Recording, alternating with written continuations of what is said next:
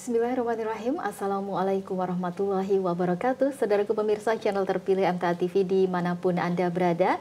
Juga Anda saudaraku pendengar radio Persada FM, MTA FM dimanapun Anda bisa menyimak siaran kami. Alhamdulillah, puji syukur kehadirat Allah Subhanahu wa Ta'ala atas segala limpahan karunia dan nikmatnya untuk kita semua. Di siang hari ini kita kembali berjumpa di acara kesehatan spesialis yang senantiasa menghadirkan berbagai tema menarik dengan mendatangkan narasumber yang ahli di bidangnya. Kali ini bersama saya Ida Aisyah dan kita akan membahas tema tentang computer vision syndrome, yaitu gangguan kesehatan mata yang sering dialami akibat terlalu lama menatap layar komputer atau gawai. Nah, terkait tema tersebut telah hadir di tengah-tengah kita ada Dr. Diah Ayu Eliza, spesialis mata dari Rumah Sakit UNS Solo. Kita sapa terlebih dahulu. Assalamualaikum warahmatullahi wabarakatuh, dokter. Waalaikumsalam warahmatullahi wabarakatuh. Apa kabarnya? Alhamdulillah sehat. Alhamdulillah sehat. Ya, Dr. Diah Ayu Eliza atau lebih akrabnya disapa Dokter Caca ya, biar lebih akrab ya. Dan nanti kita tentunya juga mengundang para pemirsa yang ingin bergabung ya. Anda bisa menelpon ke 02716793000, SMS dan juga WhatsApp-nya di 08112553000. Baik, Dokter Caca, bisa disampaikan terlebih dahulu ya penjelasan ini tentang computer vision syndrome ya. Itu sebetulnya apa? Kemudian juga gejala-gejalanya seperti apa? Dan itu apakah memang gejala itu juga bisa dirasakan sendiri oleh yang mengalami begitu? Silahkan, dokter. Oke, terima kasih. Jadi siang ini kita akan sedikit berdiskusi ya Mbak Ida ya, tentang apa sih computer vision syndrome itu gitu. Jadi computer vision syndrome itu adalah suatu kumpulan gejala di mana yang diakibatkan karena terlalu lama menatap gadget. Gadget itu nggak cuma HP ya, bisa laptop, bisa di depan monitor, komputer itu bisa. Itu biasanya gejala yang timbul itu misalnya matanya perih, tiba-tiba blur atau kabur, kemudian kadang-kadang rasanya kok matanya panas, kadang rasanya berair panas, kemudian di bagian leher sini juga kerasa kayak kok rasanya kayak tegang gitu, sering kan ya? Kayak gitu, itu gitu. Apalagi perubahan di era pasca pandemi COVID ini kan luar biasa ya. Jadi yang tadinya tidak tahu Zoom, sekarang anak-anak semuanya belajarnya lewat Zoom, lewat Google Classmeet. Kemudian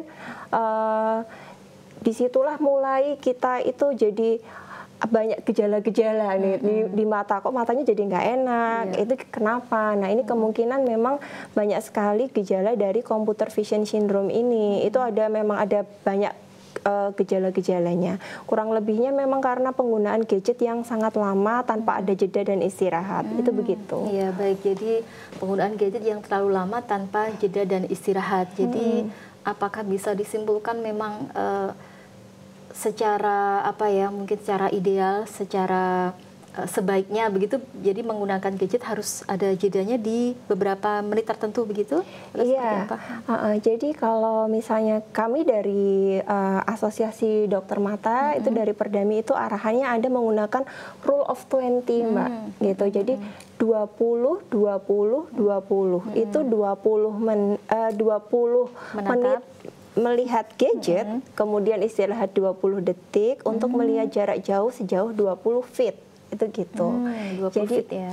20 feet itu 6 meter, kurang lebihnya seperti itu. Jadi misalnya kita udah main laptop, udah 20 menit nih, ya udah stop dulu, istirahat dulu 20 detik. Mungkin kita bisa buka jendela, kemudian lihat keluar, lihat yang hijau-hijau. Oh, ini istirahat dulu 20 detik. Itu begitu. Nah, kemudian kalau untuk yang paling mudah ya jangan menggunakan gadgetnya misalnya sambil tiduran nih, kan sering tuh ya anak-anak enak seperti itu ya. Iya, anak-anak itu sering sekali main HP sambil tiduran. Kemudian ruangannya tidak cukup cahaya. Ruangannya harus cukup cahaya, tapi tidak terlalu terang juga. Kalau terlalu terang itu silau. Kemudian kontras warna di layar itu jangan terlalu tinggi gitu, karena itu efeknya bikin mata cepat lelah. nanti kalau matanya cepat lelah cenderung refleks berkedipnya berkurang, jadi nanti matanya kayak kering, itu gitu. Kemudian posisi duduk. Posisi duduk yang baik Gimana itu ergonomis, jadi duduknya harus tegak. Nah, duduknya harus tegak. Jadi kadang-kadang kita suka lihat ya anak-anak main HP sambil di bawah kayak gitu. Nah, itu kan posisinya nggak ergonomis. Harusnya posisinya memang ergonomis. Terus fontnya jangan terlalu kecil juga. Gitu ya, biar rahasia gitu maksudnya. Oke, tapi sebenarnya kalau terlalu kecil itu nggak terlalu baik gitu. Jadi lebih baik yang fontnya itu yang cukup sedang bisa terbaca dengan baik, karena semakin kecil screennya itu berarti otot matanya semakin bekerja lebih keras gitu. Mata akan lebih cepat lelah. Iya, kalau untuk anak-anak zaman sekarang ini ya layarnya kan yang gelap gitu kan. Kemudian fontnya emang yang kecil-kecil atau bahkan model fontnya yang hurufnya yang aneh-aneh gitu ya. Itu ya. Iya, demi apa ya? Entah lebih nyaman atau seperti apa. Baik dokter, kemudian kalau kita melihat tadi gejala, kemudian juga penyebabnya begitu, berarti memang bisa dikatakan tidak semua orang sebetulnya mengalami ini ya untuk saat ini? Iya, jadi nggak semuanya memang mengalami seperti itu, tapi yang kita amati yang lebih banyak yang mana nih? Setelah pandemi COVID ini angkanya melonjak drastis gitu. Yaitu karena efek era digitalisasi. Kalau dulu belajarnya mungkin pakai buku aja. Kalau sekarang udah mulai ada Zoom, ada Google Classmeet gitu kan kalau anak-anak itu gitu. Kalau kadang-kadang kalau ada anak-anak periksa, "Dok, ini tiba-tiba anak saya nggak kelihatan," gitu. Biasanya yang aware justru gurunya atau ustazahnya. Nulisnya dia terlambat gitu. Akhirnya ditelusuri, dicek, oh ternyata dia terlambatnya karena apa? Nggak kelihatan. Jadi buram nih Bu Guru gitu ya. Nulisnya dia jadi terlambat karena dia nggak kelihatan, nggak bisa fokus untuk melihat di papan tulis. Itu gitu. Kenapa ya? Pasti kebanyakan orang tua dulu waktu COVID itu anak saya tuh nge-Zoom sehari bisa berapa jam itu seperti itu. Nah itu kan memang secara nggak langsung efeknya dari digitalisasi itu buat anak-anak itu yang paling banyak ini gitu ya, walaupun untuk usia produktif juga banyak ya, karena kan kemarin work from home juga itu yang paling banyak untuk anak-anak dan di usia produktif gitu. Apalagi kalau zaman sekarang ini ya, kalau dulu kan cuci mata kita ke mall, ke mana ya, ke lihat-lihat barang kan secara langsung jalan-jalan. Kalau sekarang kan cukup begini dan rebahan gitu ya. Ini juga semakin menambah keparahan mungkin ya. Iya, soalnya kan sekarang marketplace juga udah banyak banget. Nggak perlu kemana-mana. Nggak perlu kemana-mana, cukup tinggal pegang HP, check out. Itu ya, jadi hiburan itu ya. Jadi hiburan. Iya. Tapi sebenarnya nggak baik juga buat mata. Betul. Begitu, buat kantong juga tidak terlalu baik ya kalau diturutin terus ya. Iya. Membahas masalah kantong ini pemirsa. Ya, kalau ini dokter, ini tadi kan gejalanya ada banyak ya. Mungkin jadi apa? Blur, mata panas, berair, tegang dan sebagainya. Ini kalau dibiarkan ini nanti dampaknya seperti apa, dokter? Nah, kalau misalnya ada keluhan seperti itu ya sebaiknya segera diperiksakan ke dokter mata gitu untuk mengetahui apakah ini hanya mata yang tegang saja atau memang ada mulai mata minus atau silinder gitu. Nah, itu memang perlu dicek ke dokter mata. Apalagi untuk anak-anak itu perlu orang tuanya aware ya gitu. Nah, kemudian nanti dilakukan koreksi untuk refraksi. Nah, nanti diukur di dokter mata itu nanti dicek semuanya. Nanti akan diukur, oh ini ada mata minus nggak, oh ini ada silindernya atau tidak, itu seperti itu. Atau ada juga, oh ini mungkin mata lelah aja, gitu, kayak eye strain istilahnya. Ya mungkin kalau cuma mata lelah, oh diukur tajam penglihatannya masih bagus. Ya sudah, berarti dia nggak perlu pakai kacamata, itu gitu. Istirahat gitu. Mengatur waktu screen time, nah itu kuncinya itu kalau di anak-anak biasanya screen time. Tapi kalau memang misalnya ternyata dia dicek, oh ternyata sudah ada mata minus atau silinder, baiknya juga tetap dipakai kacamatanya gitu. Nggak hanya waktu sekolah aja ya, di rumah juga dipakai kacamatanya. Iya, meskipun mungkin kurang nyaman mungkin ya, kan tetap lebih nyaman mata yang tanpa dipasang apapun begitu ya mungkin ya. Baik, nah kalau ini dokter tadi apa untuk jangka panjangnya kalau ini terus dibiarkan itu apa ini dampaknya dokter?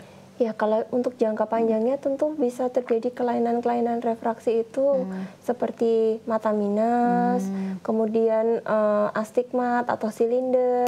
Itu yang paling sering seperti itu. Karena memang hubungannya memang semakin kecil screen-nya, itu kalau kita melihat dengan screen yang kecil, itu mata akan lebih cepat lelah. Jadi 30 menit deh, 30 menit pegang HP dengan screen yang kecil dengan 30 menit di depan monitor itu biasanya lebih cepat capek. Kalau di depan HP, karena screen-nya lebih kecil, jadi akomodasinya lebih kuat, jadi matanya lebih cepat lelah, gitu. Baik dokter, memang berarti itu tadi ya perlunya ada pengaturan ya waktu, kemudian tadi yang dokter sampaikan mungkin fontnya, cahayanya itu juga harus diperhatikan begitu. Nah, kemudian ini dokter kalau apa namanya, tadi juga disampaikan bahwa bisa berakibat ke apa tadi mata minus dan juga silinder begitu. Nah ini sebetulnya perbedaannya apa ini dokter? Oke, jadi kalau mata minus, jadi sebenarnya ada beberapa kelainan untuk refraksi. Itu ada yang kita sebut miopia atau mata minus. Kemudian ada hipermetropia, itu istilahnya mata plus. Kemudian ada yang silinder atau astigmat. Kemudian ada yang untuk usia lebih dari 40 tahun, Mbak. Yang kita biasanya bilang, oh ini kacamatanya kok kacamata plus buat baca. Nah itu biasanya namanya presbiopia, itu karena kemampuan otot-ototnya sudah berkurang 40 tahun biasanya. Mulai 40 tahun, kenapa kalau baca kok jadi dekat? Deket itu kayak kabur gitu, lebih enak kalau dijauhin. Itu namanya presbiop. Jadi nanti 40 tahun tuh biasanya untuk baca butuh udah +1. Nanti kurang lebih 50 tahun bisa +2. Itu kisaran ya. Nanti 60 tahun bisa +3. Itu gitu. Ya kalau mata minus itu memang biasanya sering terjadi pada anak-anak usia produktif ya. Itu memang karena bayangannya jatuh ada di depan retina. Mata minus bisa karena keturunan juga. Oh gitu ya. Jadi hati-hati. Misalnya orang tuanya udah ada riwayat pakai kacamata yang tebal, mungkin anaknya lebih rentan untuk berkacamata juga. Itu gitu. Silinder juga. Silinder itu biasanya keluhannya itu pandangannya itu berbayang. Jadi kayak apa namanya? Melihat garis itu ada kok di pinggirnya itu ada kayak shadow-nya, ada bayangannya. Nah, kemungkinan itu bisa karena silinder, itu juga bisa gitu. Bisa juga ada minus dan silinder kombinasi. Itu bisa. Baik. Nah, apa kalau untuk yang silinder ini berarti apakah tidak berkaitan dengan apa usia tadi kalau silinder? Bisa, enggak. Anak-anak juga bisa. Minus silinder tuh anak-anak bisa. Ini lebih berkaitan dengan aktivitas jarak dekat. Nah itu aktivitas jarak dekat tuh bisa main HP, bisa main ke laptop, komputer, itu bisa di mata minus sama silinder, itu bisa. Tapi kalau yang berhubungan sama usia itu yang saya bilang tadi presbiop, yang kacamata plus buat baca aja gitu. Ya, baik. Jadi memang setidaknya ada 4 macam gangguan ini tadi ya. Ada 4 ya, kelainan refraksi. Baik. Nah, kalau tadi sudah mengalami katakanlah gejala, dia sudah merasakan sendiri begitu ya. Mungkin pandangannya kabur dan ini tadi berbagai gejala yang tadi, berarti apa yang harus dilakukan supaya juga ini tidak semakin bertambah parah begitu. Dan saya juga pernah dengar katanya kalau silinder itu tidak bisa disembuhkan begitu. Gimana dokter? Iya, jadi yang paling mudah tentu terapinya itu pakai kacamata. Kalau anak-anak dengan mata minus dan silinder pakai kacamata. Itu yang paling mudah dan yang paling praktis gitu. Tapi kalau misalnya mau hilang ada minus dan silinder itu, misalnya pasien dengan kacamatanya udah minus 10 nih Mbak, kan tebel banget tuh. Ya, misalnya atau silindernya 2 atau 3, minusnya 10, nah itu kan udah tebel banget. Nah itu kalau kacamata nggak nyaman, itu sekarang dengan metode yang paling baru, itu ada yang namanya LASIK gitu. Ya semoga nanti di Solo segera ada ya. Jadi itu nanti istilahnya seperti ditipiskan korneanya. Gitu. Ditipiskan korneanya, tapi itu harus tunggu 18 tahun dulu. Iya. Jadi silinder bisa hilang. Minus bisa hilang, bisa gitu. Anak-anak bisa, tapi nanti tunggu dia 18 tahun dulu. Nanti itu ada prosedur seperti operasi gitu. Nanti itu korneanya ditipiskan, nanti insya Allah bisa nol lagi. Cuma sebelum prosedur LASIK itu memang ada pemeriksaannya dulu ya. Maksudnya pemeriksaan pendahuluan itu berguna misalnya kalau ada kelainan-kelainan yang lain gitu. Nah itu nanti akan dideteksi lebih dini. Gitu. Baik dokter. Nah kalau untuk pinus dan silinder ini apakah berarti untuk diberi obat begitu tidak bisa? Enggak bisa. Jadi kalau mata minus sama silinder, kacamata itu sifatnya alat bantu ya. Jadi bukan menyembuhkan. Bukan. Jadi kacamata sifatnya alat bantu. Jadi kadang ada pasien bertanya, dokter anak saya sudah pakai kacamata, tapi kok minusnya masih tetap sama gitu. Jadi memang kita harus memberikan edukasi kepada orang tua, kacamata itu hanya sebagai alat bantu saja. Tidak menghilangkan mata minus atau silinder. Kalau misalnya mata minus sama silindernya mau hilang, ya nanti dia tunggu 18 tahun, nanti dilasik. Itu gitu. Kacamata hanya alat bantu aja. Itu gitu. Tapi kalau untuk penggunaan kacamata ini apakah bisa mencegah nanti bertambah angka minus maupun silindernya ini bisa dokter?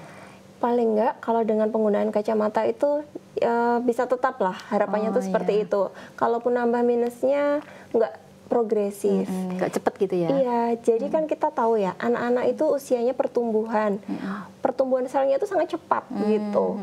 Makanya kenapa pada anak-anak dengan mata minus dan silinder itu minusnya bertambah bisa lebih cepat daripada orang dewasa, karena anak-anak itu selnya masih tumbuh dan berkembang gitu. Jadi pertambahan minusnya bisa lebih cepat gitu. Ya, baik.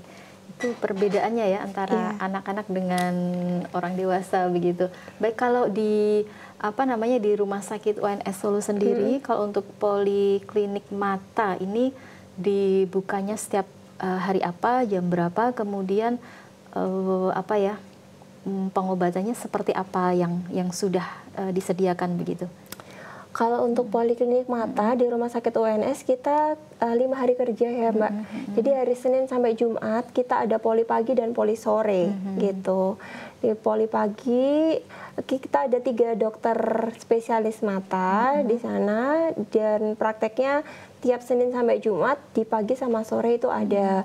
Kemudian untuk pemeriksaan yang bisa dilakukan itu memulai tajam penglihatan, kir kacamata bisa, terus kemudian tekanan bola mata, itu juga kita punya alat khususnya. Periksa tekanan bola mata, kemudian ada periksa saraf mata, kita juga ada alatnya, itu gitu. Jadi kalau misalnya ada keluhan, boleh misalnya mau cek ketajaman penglihatan, cek kacamata, boleh ke poli mata gitu. Kita ready, ada yang pagi, ada yang sore. Baik, termasuk untuk pasien yang dari Jaminan Kesehatan Nasional, BPJS bisa juga ya? Bisa. Kita menerima pasien BPJS, semuanya umum juga menerima, asuransi pun juga. Gitu. Ya, baik ya. Jadi ini salah satu fasilitas yang ada di Rumah Sakit UNS Solo bisa dimanfaatkan gitu ya, termasuk untuk pasien yang BPJS. Baik, kita nanti juga akan menerima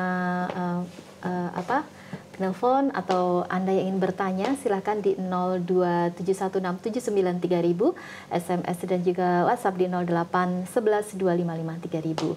Tapi kita akan jeda dulu sejenak, tetap bersama kami di Spesialis, kami akan segera kembali.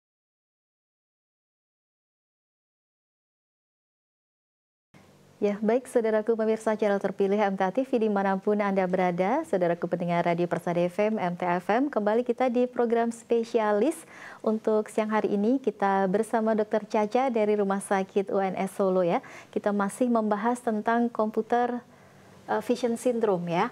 Dan ada beberapa pertanyaan yang sudah masuk. Ini dokter, langsung saja kita bacakan. Boleh. Kali ini dari Ibu Sri yang ada di Sukoharjo. Dokter, saya mau tanya, kepala belakang atas rasanya nyeri, kadang-kadang itu jarem. Apakah itu mata lelah gitu? Kerja saya menjahit. Oke. Gitu. Ya. Terima kasih pertanyaannya Ibu siapa? Sri. Ibu Sri ya. Oke, jadi sini ya rasanya nggak nyaman gitu ya, kurang lebihnya gitu. Oke, pekerjaannya kan memang menjahit ya. Butuh fokus gitu Butuh ya. fokus, iya benar. Jadi memang kalau menjahit itu kan fokus, kemudian barangnya juga kecil ya. Jadi memang mata butuh fokus lebih dalam, istilahnya seperti itu. Itu memang sering menimbulkan eye strain, jadi kayak tegang gitu. Ya, jadi memang bisa juga itu karena posisinya juga kan mungkin orang jahit agak menunduk gitu ya. Jadi itu juga bisa bikin rasanya agak kurang nyaman di pundak, leher sama pundak. Tapi ini kepala belakang kepala atas. sampai ke sini juga bisa. Nah, mungkin perlu diketahui juga ada riwayat hipertensi nggak, ada riwayat kolesterol atau tidak itu. Jadi kita kan memang ada gejala-gejala yang sering pusing atau lehernya cengeng, itu kan sebenarnya nggak cuman karena terlalu terlalu lama melihat fokus yang kecil-kecil ya. Mungkin bisa juga memang karena ada riwayat hipertensi atau kolesterol, itu begitu.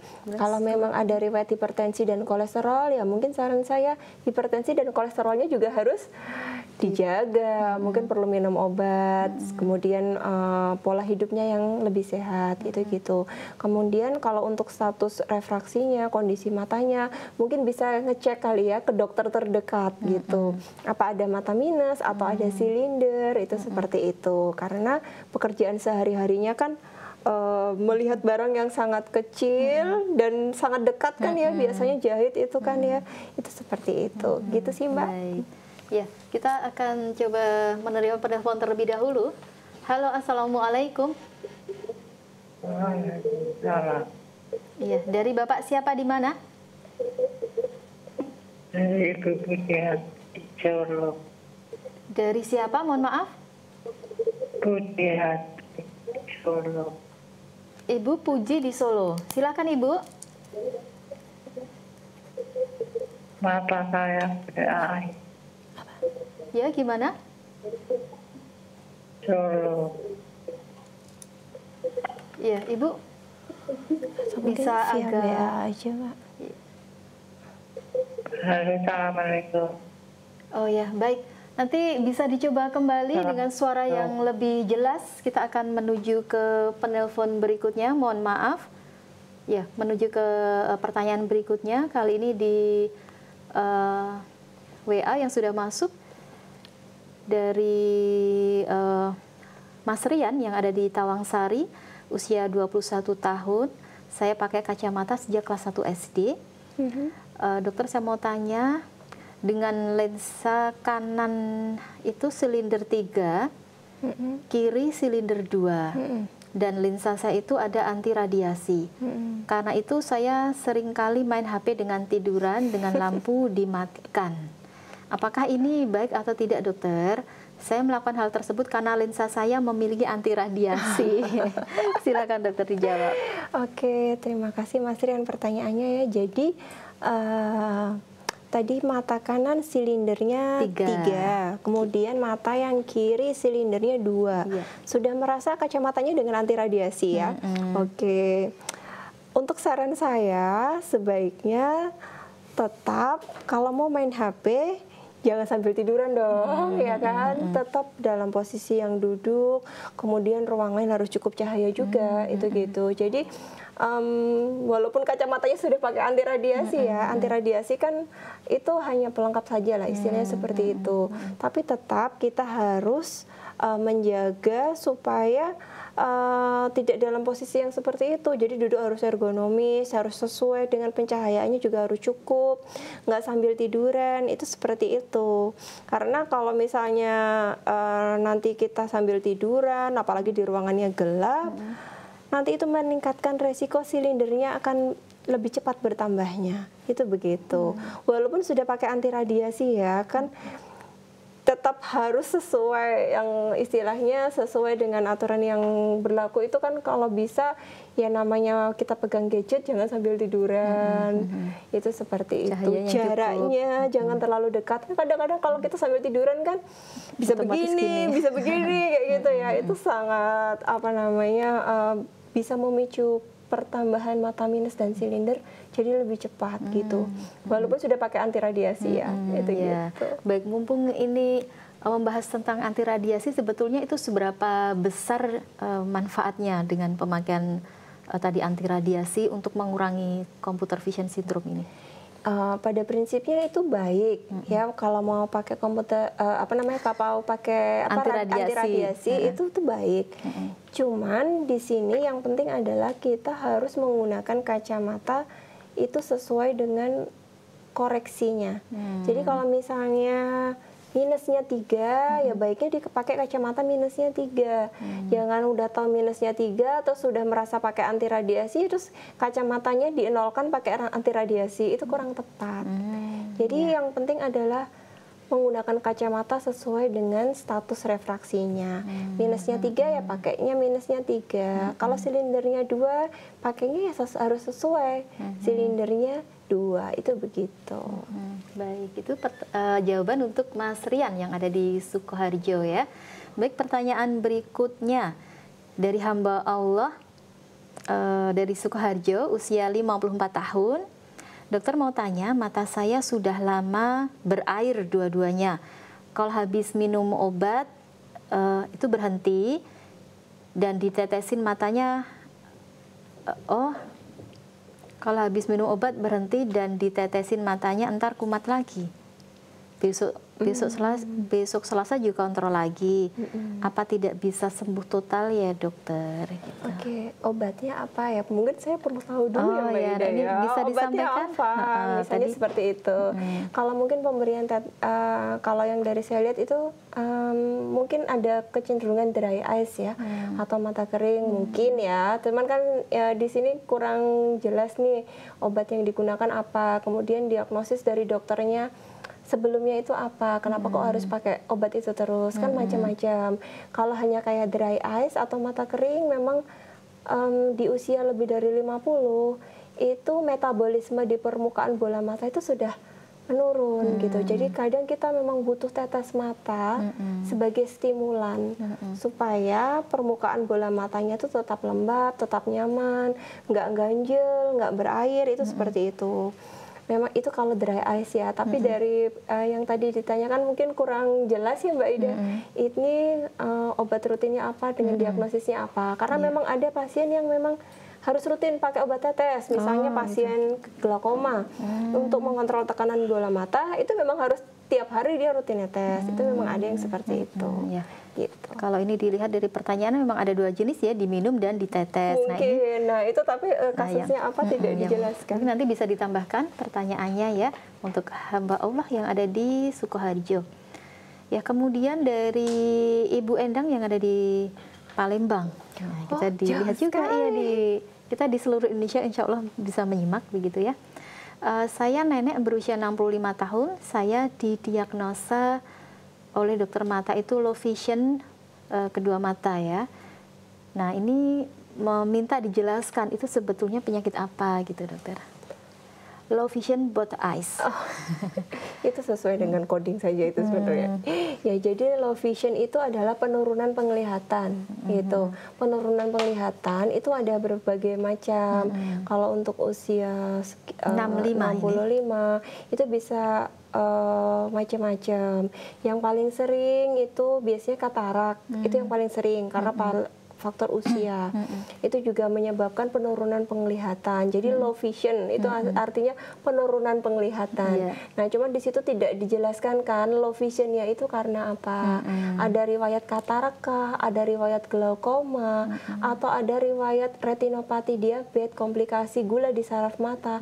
Itu juga bisa. Jadi ada berbagai sebab. Itu seperti itu. Jadi kalau secara garis besar low vision ya ada penurunan penglihatan. Cuman kan kita perlu mengetahui etiologi penyebabnya itu apa, detailnya apa, itu detailnya apa, itu gitu. Kalau low vision saja ya itu memang penurunan penglihatan gitu. Baik, gitu ya, untuk Ibu Endang yang ada di Palembang. Ya, jadi kalau membahas mata aja ternyata memang bermacam-macam ya dokter ya. Sampai ada dokter spesialis mata karena memang yang dibahas bermacam-macam juga ini ya, harus detail. Baik, kemudian ada Bapak Yono yang ada di Cilacap, usia 50 tahun. Nah, sejak umur 40 tahun penglihatan tiba-tiba hilang. Periksa ke dokter katanya retinanya mengecil atau tidak mengembang. Apakah itu betul dan apakah tidak ada obatnya, dokter? Oke, jadi ini tadi pertanyaannya kan sudah periksa ke dokter ya, sudah periksa ke dokter, tapi dinyatakan retinanya mengecil. Retinanya mengecil itu gitu. Oke, jadi kalau yang berhubungan dengan retina itu bahasa awamnya itu saraf mata, Mbak. Gitu. Yeah. Saraf mata itu memang sesuatu yang irreversible atau susah kembalinya gitu. Jadi orang yang mohon maaf misalnya ada kelainan di saraf matanya itu biasanya memang untuk penglihatannya agak kurang baik itu gitu. Berbeda dengan orang yang operasi katarak nih. Misalnya orang operasi katarak itu kan lensanya keruh karena usia. Ketika dilakukan operasi katarak, dipasang lensa tanam yang baru, selama saraf matanya masih baik, insya Allah penglihatannya akan celing lagi gitu ya. Tapi kalau saraf matanya itu sudah kurang baik, biasanya mungkin ada perbaikan tapi nggak bisa optimal itu gitu, karena saraf mata itu ibaratnya adalah listriknya mata itu gitu. Jadi ia sangat menentukan kemampuan untuk melihat lagi itu gitu. Jadi sangat vital sekali saraf mata itu. Nah untuk itu kan mungkin ada pemeriksaan penunjangnya ya, kok bisa didiagnosa seperti itu. Itu memang mungkin perlu dilakukan pemeriksaan misalnya saraf mata, scan saraf mata, itu ada banyak pemeriksaannya. Memang kalau kelainan yang berhubungan saraf mata ya tergantung dari etiologinya, penyebabnya juga. Sarafnya itu lepas atau pengaruh gula atau pengaruh hipertensi itu juga bisa, karena itu bisa menyerang usia muda. Maksudnya 40 tahun ya, 40 tahun kan masih kita bilang ya masih cukup produktif ya? Gitu. Baik. Itu untuk Bapak Yono yang ada di Cilacap. Ini ada informasi tambahan tadi dari Ibu yang ada di Sukoharjo tadi yang minum obat dan tetes mata. Ini cuma mengirimkan foto obatnya saja gitu. Bisa dibaca sendiri, dokter. 2 macam ya. Oh ya, ini obatnya hanya antibiotik saja sih. Antibiotik dan anti radang. Jadi itu obatnya hanya antibiotik dan anti radang ya, Ibu, yang dari obat yang diminum itu tadi, itu gitu. Ya, berarti ya mungkin yang lebih bisa menjelaskan dari dokter yang memberikan obat ya. Mungkin saya kurang berwenang, kan saya tidak memeriksa secara langsung, itu seperti itu. Tapi itu obatnya antibiotik dan anti radang. Ya, baik. Jadi mungkin ketika nanti periksa lagi bisa ditanyakan kenapa obatnya ini begitu, dokter. Mungkin ya. Gitu ya, baik. Mungkin ada gejala-gejala lain yang memang kenapa kemudian diberikan obat ini begitu ya. Baik, kemudian berikutnya saya umur 66 tahun, seorang ibu umur 66 tahun pernah penyumbatan mata hingga tidak bisa melihat sama sekali. Terus pengobatan dokter juga herbal, alhamdulillah bisa melihat kembali. Dan sekarang kalau kecapean mata melihat jadi gelap dan bahu kiri sakit. Apalagi kalau diangkat sakitnya Masya Allah begitu. Itu kenapa ya, dokter? Kemudian, ini yang menanyakan untuk ibunya ya. Ibu saya ajak periksa tidak mau, capek katanya. Kalau pengobatan tetes itu apa ada begitu. Jadi ini yang ditanyakan memang ini tadi ya, ibu usia 66 tahun. Ya, jadi itu kan dibilang ada sumbatan ya. Oke. Nah, sumbatannya itu ada bermacam-macam nih, Mbak. Jadi sumbatan itu bisa karena paling sering ada darah tinggi atau diabetes. Nah, itu bisa memang bikin istilahnya sumbatan di pembuluh darah di mata. Itu bisa gitu. Nah, itu memang faktor resikonya biasanya harus dikendalikan. Misalnya ada hipertensi, hipertensinya harus terkontrol. Ada diabetes, diabetesnya juga harus terkontrol. Itu gitu. Karena itu bisa mempengaruhi untuk penglihatannya. Gitu. Karena diabetes, hipertensi itu kan dia sistemik, seluruh tubuh ya gitu, termasuk di saraf mata juga yang notabene itu kecil-kecil seperti itu ya. Itu tapi tetap pengaruhnya memang besar itu gitu. Jadi kalau bisa faktor risikonya apa itu tetap dikendalikan gitu supaya penglihatannya bisa stabil itu begitu. Karena ya itu yang berhubungan dengan saraf mata itu sangat vital sekali. Dan apa namanya, ini berarti kalau memang ada gangguan terkait saraf mata ini segera saja diatasi begitu sebelum ini tidak berfungsi. Gitu. Jadi sebaiknya kalau yang berhubungan dengan saraf mata memang harus rutin untuk periksa ke dokter mata di tempat yang terdekat itu gitu supaya penanganannya lebih cepat. Baik, ya ini ya untuk pertanyaan di WhatsApp sudah terjawab semua begitu. Nah dokter, bisa disampaikan ini kemudian penyakit mata yang sering ditemui atau dikeluhkan oleh masyarakat, terutama yang datang ke dokter, ke rumah sakit UNS, ini apa saja yang banyak begitu? Jadi kalau yang paling banyak nih Mbak ya, yang paling banyak itu biasanya katarak ya, itu memang yang paling banyak itu kan karena bisa katarak itu lensa mata itu harusnya jernih, tapi karena faktor usia lensanya jadi keruh, jadi pandangannya kabur, kurang lebihnya seperti itu. Tapi katarak nggak cuman di usia tua saja sih sebenarnya. Katarak karena trauma, maksudnya misalnya riwayat kecelakaan ya, jatuh, terus matanya ada luka, jadi katarak bisa. Atau katarak pada bayi baru lahir, itu juga bisa. Namanya katarak kongenital. Itu bawaan dari bayi baru lahir, itu bisa juga. Memang katarak yang terbanyak katarak senilis ya, itu karena faktor usia. Nah itu dipercepat kalau pasien itu biasanya punya diabetes itu. Jadi diabetes itu faktor resiko yang memperberat suatu penyakit itu gitu. Jadi pasien yang punya diabetes itu biasanya kataraknya tumbuhnya lebih cepat daripada pasien yang nggak punya diabetes. Ada yang misalnya 50 tahun kataraknya udah mateng, udah putih banget karena memang ada diabetes. Itu seperti itu. Jadi diabetes itu memperberat kondisi suatu penyakit, nggak cuma di jantung atau di liver gitu, paru-paru enggak ya, diabetes bisa kena di mata juga. Itu gitu. Kemudian glaukoma itu juga cukup banyak. Jadi glaukoma itu tekanan bola matanya tinggi. Kenapa bisa tinggi itu dokter? Biasanya faktor resikonya itu pasien hipertensi. Oh, lagi-lagi hipertensi. Tapi tidak semua ya, tidak semua pasien hipertensi itu bisa jadi glaukoma, tidak.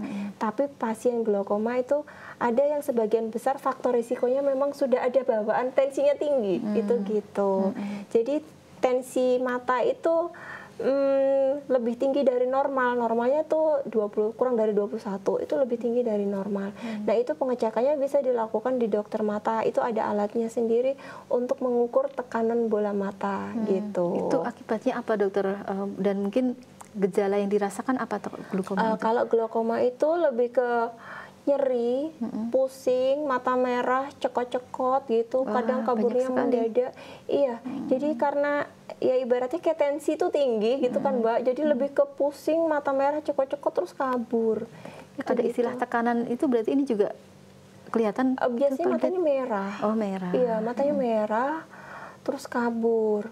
Tidak gitu, menonjol pusing. Gitu ya? Oh beda. Kalau mata menonjol itu biasanya lebih sering karena ada sesuatu misalnya ada tumor, ada benjolan di belakang, dia akan mendorong mata ke depan. Nah itu biasanya yang matanya kayak menonjol, atau pasien dengan punya riwayat tiroid. Oh iya. Tiroid ya. Nah itu matanya biasanya agak menonjol, itu gitu. Jadi matanya kayak terdorong ke depan. Itu karena ada sesuatu yang mendorong. Tapi kalau tekanan bola mata yang tinggi nggak sampai yang menonjol keluar sih, cuman kalau dilihat, dicek itu biasanya tekanannya tuh tinggi, lebih ke pusing, nyeri cokot-cokot, mata merah, kabur mendadak, itu gitu. Itu untuk glaukoma. Yang paling sering itu sih, sama satu lagi itu komplikasi dari diabetes saraf mata, yang namanya retinopati diabetes. Jadi memang ya itu salah satu komplikasi yang paling banyak pasien-pasien dengan diabetes mellitus itu kena di saraf matanya.